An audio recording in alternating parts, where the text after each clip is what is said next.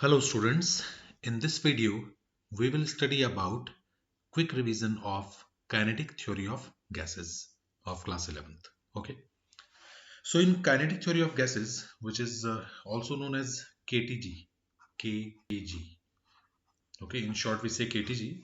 So we will start with some assumptions. So here we have some notes. Okay, you can directly take the screenshot of these notes, so you don't need to write anything, just pay attention on the whiteboard. So let's start with basics, and in basics we will start with assumptions. Assumptions के बारे में हम लोग बात करेंगे. So what are assumptions of kinetic theory of gases? Let's start with the first assumption. If you see here, every gas consists of extremely small particles known as molecules. Okay, it means क्या कहना चाह रहे हैं ये कि भाई कोई भी जो गैस है, कोई भी गैस है, उसके पास जो पार्टिकल्स हैं वो बहुत बहुत छोटे पार्टिकल्स हैं, very small particles known as molecules.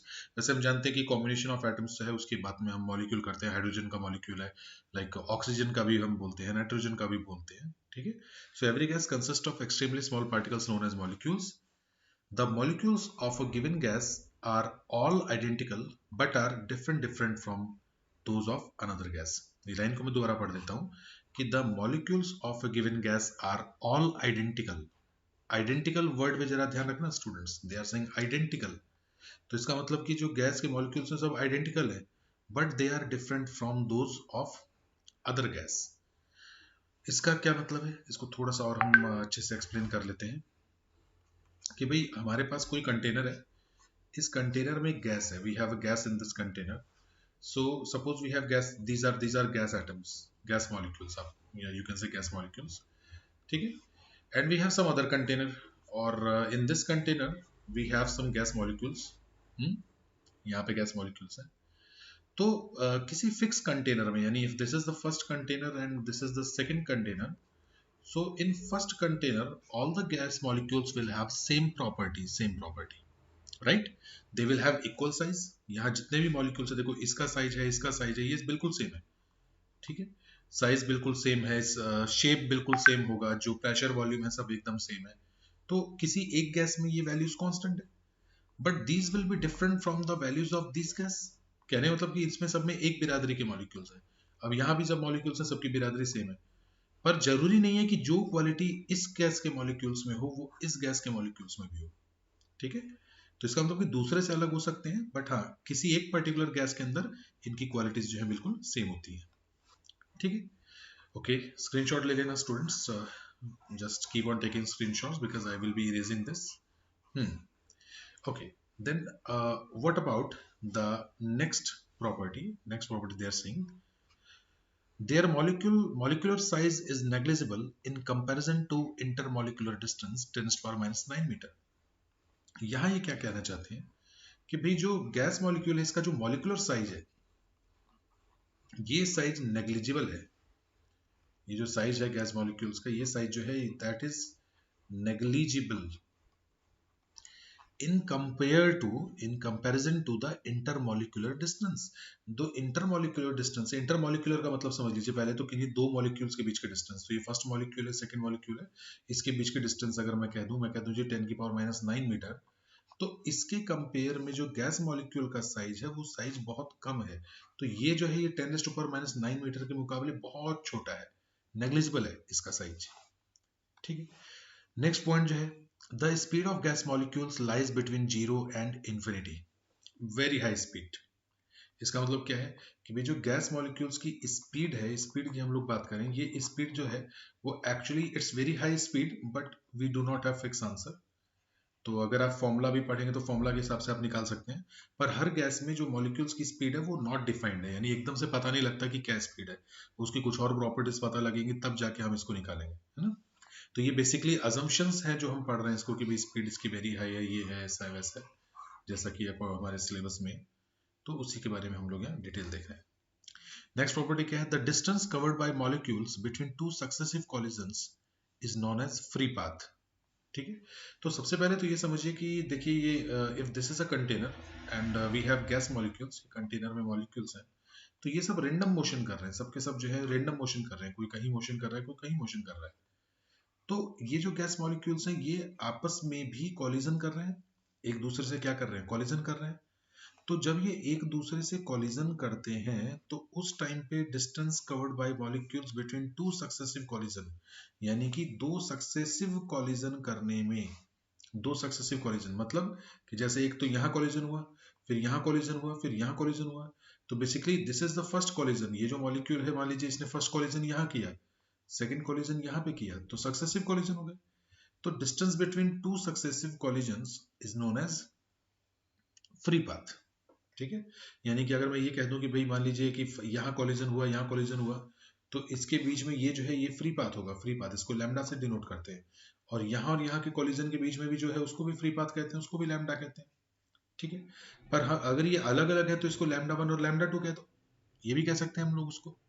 ठीक है, and mean of all free path is known as mean free path. मान लीजिए यहाँ के बाद में यहाँ पे कॉलिजन होता है इसका, यहाँ फ्री पाथ जो है वो लैम्डा 3 है, तो इनका जो मीन होगा lambda 1 plus lambda 2 plus something something lambda n divided by n, इसको हम लोग जो बोलेंगे वो बोलेंगे मीन फ्री पाथ। ठीक है, गैस मॉलिक्यूल्स जितना कॉलिजन कर रहा है, तो जितनी डिस्टेंस ट्रेवल कर रहा है free path divided by number of collisions, n से आप उसको डिवाइड कर दो तो मीन फ्री पाथ हमें मिल जाता है। यहाँ n जो है वो नंबर ऑफ कॉलिजन्स है। ठीक है, ओके। अब नेक्स्ट पॉइंट क्या है, the number of collisions per unit volume in a gas remains constant. किसी भी गैस में जो नंबर ऑफ कॉलिजन है पर यूनिट वॉल्यूम वो फिक्स रहता है, किसी फिक्स वॉल्यूम में नंबर ऑफ कॉलिजन जो है वो फिक्स रहते हैं। ठीक है, नेक्स्ट पॉइंट है नो अट्रैक्शन और repulsive force acts between gas molecules. देखो बच्चों, गैस में सच्चाई तो ये है कि अट्रैक्शन होता है, तभी तो गैस की जो मॉलिक्यूल है मॉलिक्यूलर पोटेंशियल एनर्जी आती है।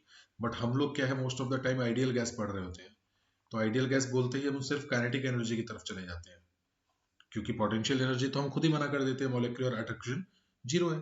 तो बेसिकली ये कहना चाहते हैं कि gas molecules do not have any attraction और रिपल्शन, मतलब म्यूचुअली कोई फोर्स काम नहीं कर रहा है, और ये सब जो है वो आइडियल गैस में है। और हम सब जानते हैं कि नथिंग इज आइडियल, है ना, ये भी एक सच है। फिर नेक्स्ट पॉइंट क्या है, gravitation gravitational to extremely attraction among the molecules is ineffective. Actually ये सेंटेंस का जो मतलब है वो ये कहना चाहता है कि भाई जो मॉलिक्यूल्स हैं वो इतने स्मॉल हैं, इतने स्मॉल और इतनी हाई स्पीड है इनकी कि भाई इस पर ग्रेविटेशनल इफेक्ट जो है वो नेग्लिजिबल है। ठीक है, यानी कि मैं ये कह सकता हूं कि इस पे जो ग्रेविटेशनल इफेक्ट है, इफेक्ट जो है वो बेसिकली नेग्लिजिबल है। ठीक है, इतने स्मॉल पार्टिकल्स हैं ये, नेग्लिजिबल। ठीक है, ओके। फिर हमें पढ़ना है गैस लॉ। देखिए फटाफट हम लोग गैस लॉ पढ़ते हैं। गैस लॉ कोई बहुत बड़ी चीज नहीं है, इसमें बस नाम, साइंटिस्ट नेम और प्रोसेस याद रखना है और हम उसको इजीली कर जाएंगे। तो देखिए डिफरेंट डिफरेंट गैस लॉ है। डिफरेंट डिफरेंट गैस लॉ में हम सबसे पहले बिना टाइम वेस्ट के पढ़ते हैं बॉयल्स लॉ। तो बच्चों देखो बॉयल्स लॉ कौन सा होता है, जिसमें टेम्परेचर कांस्टेंट होता है। ठीक है, बॉयल्स लॉ, जो बॉयल्स लॉ होता है उसका सीधा सीधा मतलब है, सर बॉयल मतलब उबालना, तो इसका मतलब यहाँ पे क्या रहेगा, टेम्परेचर कांस्टेंट। ये एक ट्रिक है बस, बॉयल मतलब टेम्परेचर से रिलेटेड। तो यहाँ पे टेम्परेचर कांस्टेंट है, तो इसका स्टेटमेंट है कि एट कांस्टेंट टेम्परेचर, मतलब टेम्परेचर कांस्टेंट है, volume of given mass of a gas is inversely proportional to the pressure. देखिए हम जानते हैं कि PV is equal to NRT होता है, PV is equal to NRT. तो अब अगर आपसे कहा जाए कि भाई टी कांस्टेंट है, सो वी नो दैट कि भाई अगर टी कांस्टेंट है, आर कांस्टेंट है, एन कांस्टेंट है, तो basically PV is equal to क्या आ जाएगा हमारे पास, कांस्टेंट। तो इसका मतलब पी इनवर्सली प्रोपोर्शनल टू क्या आ जाएगा, वी आ जाएगा, राइट। तो हम ऐसे भी लिख सकते हैं P1 V1 is equal to P2 V2। समझ रहे हैं, कोई मुश्किल काम नहीं है। ओके, और VP ग्राफ कैसा बन जाएगा, रेक्टेंगुलर हाइपरबोला। भाई जब 1 अपॉन, देखिए दोनों की पावर 1 है, इसकी पावर भी 1 है, इसकी पावर भी 1 है, तो VP ग्राफ जो है वो हमारा बनेगा रेक्टेंगुलर हाइपरबोला। ठीक है, फिर हम पढ़ते हैं चार्ल्स लॉ। देखो जब भी चार्ल्स याद आए तो समझ लें प्रिंस चार्ल्स। तो प्रिंस चार्ल्स में P जो है वो है प्रेशर, और चार्ल्स लॉ में जो है वो प्रेशर कांस्टेंट है। ठीक है, प्रेशर कांस्टेंट है, तो आप खुद बताओ कि PV is equal to NRT में अगर प्रेशर कांस्टेंट है, ये कांस्टेंट हो गया, एन कांस्टेंट है, आर कांस्टेंट है, तो वी डायरेक्टली प्रोपोर्शनल टू क्या हो जाएगा, टी हो जाएगा। वी डायरेक्टली प्रोपोर्शनल टू क्या हो जाएगा, हमारे पास टी आ जाएगा। इसका मतलब कि वी अपॉन टी जो है वो कांस्टेंट हो जाएगा। तो इसका मतलब v1 upon t1 must be equal to v2 upon t2। ठीक है, तो v1 upon t1 equal to v2 upon t2। v और t में तो स्ट्रेट लाइन ग्राफ आएगा, ये ध्यान दीजिएगा, डायरेक्टली प्रोपोर्शनल है, तो v और t में जो ग्राफ आएगा वो स्ट्रेट लाइन आएगा। इसमें एक और चीज जो है जो देखने लायक है वो ये है कि भाई टेम्परेचर राइज कैसे करें। तो सबसे पहले अगर आपको ये कहें कि at 0 degree Celsius volume is v0, अगर 0 डिग्री सेल्सियस पे ये है, तो आप अगर 1 डिग्री सेल्सियस इंक्रीज करोगे, 1 डिग्री सेल्सियस इंक्रीज, तो 1 डिग्री सेल्सियस इंक्रीज करते ही अगर मैं यहाँ पे कह दूं v1, तो ये हो जाएगा v0 plus v0 into T upon 273.15। तो देखिए बच्चों 273.15 मैं नहीं लिख रहा हूँ, 273 लिख रहा हूँ, तो ऐसे इसको लिख सकते हैं। तो बेसिकली हो जाएगा v1 is equal to v0 1 plus, अब देखिए टी की जगह पे 1 लिखूंगा, अगर 1 है तो यहाँ 1 लिखूंगा, नहीं तो यहाँ पे जनरलाइज कर देंगे हम इसको।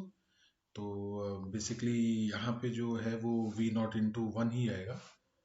ठीक है, और अगर आप जनरलाइज करके इसको t के लिए लिखोगे तो 1 प्लस टी अपॉन 273, ये आपको याद रखना है, इतने डिग्री सेल्सियस। ठीक है, ये बेसिकली फाइनल वॉल्यूम का फॉर्मूला है कि फाइनल वॉल्यूम कितना है। We know that 273 kelvin 273 kelvin is basically 0 degree Celsius. ठीक है, okay, then Gay Lussac law, Gay Lussac, ठीक है, गेलुसॉक, ये स्पेलिंग देख लेना भाई इनका, तो ये LUSSAC है। तो ये बेसिकली यहाँ पे होता है कि वॉल्यूम कांस्टेंट है। सो वी नो दैट कि PV is equal to NRT में वॉल्यूम कांस्टेंट हो गया, N कांस्टेंट, R कांस्टेंट, तो P directly proportional to T, और P directly proportional to T, तो P और T में कैसा ग्राफ बन जाएगा, स्ट्रेट लाइन। ठीक, अब ध्यान से देखना कि अगर मैं 0 डिग्री पे इसको अलग डिफाइन कर दूं तो ये अलग ग्राफ भी बन सकता है, ये ऐसा भी ग्राफ बनता है कुछ जगहों पे, इस तरह से भी बनाया जाता है ग्राफ। यहाँ पे 0 डिग्री के लिए आप डिफाइन कर सकते हैं इसको। ठीक है, तो ये भी ग्राफ हो सकता है। STP होता है स्टैंडर्ड टेम्परेचर और प्रेशर, और NTP होता है नॉर्मल टेम्परेचर और प्रेशर। ठीक है, ओके, तो जैसे आपने डिफाइन किया था वॉल्यूम के लिए, वैसे आप प्रेशर के लिए भी कर सकते हैं भाई। वॉल्यूम ऑफ द गैस, जैसे जो फॉर्मूला आपको बनाया था, P not is the pressure at 0 degree Celsius, ये मतलब बिल्कुल वैसा का वैसा है, बस आपको ये देखना है कि कांस्टेंट क्या है ना, क्या कांस्टेंट है क्या नहीं कांस्टेंट है। Then we study Avogadro law. Avogadro साहब ने क्या नियम दिया था, तो एवोगैड्रो साहब ने कहा था कि equal volume of all the gases under similar condition of temperature and pressure contain equal number of molecule. दोबारा इसको पढ़ लेते हैं, ये जो है ये कहना चाह रहे हैं कि equal volume of all the gases under similar conditions of temperature and pressure contain equal number of molecule. यानी कि आपने अगर वॉल्यूम सेम ले रखा है, वॉल्यूम पहले और दूसरे का, दो गैस का सेम ले रखा है, ठीक है, तो मैं यहाँ पे लिख देता हूँ गैस 1 और यहाँ लिख सकता हूँ गैस 2। ठीक है, तो दोनों का जो अगर आपने इक्वल वॉल्यूम ले रखा है अंडर सिमिलर कंडीशंस, यानी कि यहाँ जो टेम्परेचर इसका है और यहाँ जो टेम्परेचर इसका है वो बिल्कुल बराबर है, यहाँ जो प्रेशर इसका है, यहाँ जो प्रेशर दूसरी गैस का है बराबर है, तो बेसिकली दोनों गैसों का वॉल्यूम बराबर है, दोनों का टेम्परेचर बराबर है और दोनों का प्रेशर बराबर है। तो अगर ये सारी कंडीशंस फॉलो हो रही हैं, ये सारी कंडीशंस फॉलो हो रही हैं, तो हम ये कहेंगे कि contains equal number of molecules, इनका मॉलिक्यूल बिल्कुल सेम होगा। ठीक है, equal number of all the gases under similar condition of temperature and pressure contain equal number of molecule. तो यहाँ पे नंबर ऑफ मॉलिक्यूल सेम होने वाला है, नंबर ऑफ मॉलिक्यूल इसमें और नंबर ऑफ मॉलिक्यूल दूसरी गैस में बिल्कुल सेम होने वाला है। ठीक है, और इसको हम लोग कहते हैं Avogadro number. The Avogadro number is the number of molecule present in 1 gram mole of A gas. यानी कि सिंपल सी बात है कि भाई 1 मोल में, इन 1 मोल में नंबर ऑफ एटम्स या मॉलिक्यूल्स कितने होते हैं जी? 6.023 इंटू 10⁻23। इसको हम लोग एवोगैड्रो नंबर भी कहते हैं। ठीक है। अच्छा, 1 मोल ऑफ ए गैस जो है एक स्टैंडर्ड टेम्परेचर प्रेशर पे हमेशा 22.4 लीटर वॉल्यूम ऑक्यूपाई करती है। ठीक है। 1 मोल ऑफ एनी गैस जो है, जो standard temperature simple temperature pressure है, उस पर 22.4 लीटर ऑफ वॉल्यूम जो है वो ऑक्यूपाई करती है। ठीक। तो बेसिकली स्टूडेंट्स ध्यान से देखिए, तो केमिस्ट्री का पोर्शन बहुत ज़्यादा है। आप केमिस्ट्री में बहुत सारी चीज़ें आपने इसमें पढ़ी होंगी। तो हम लोग नेक्स्ट क्लास में इसको आगे कंटिन्यू करते हैं। Till that, thank you.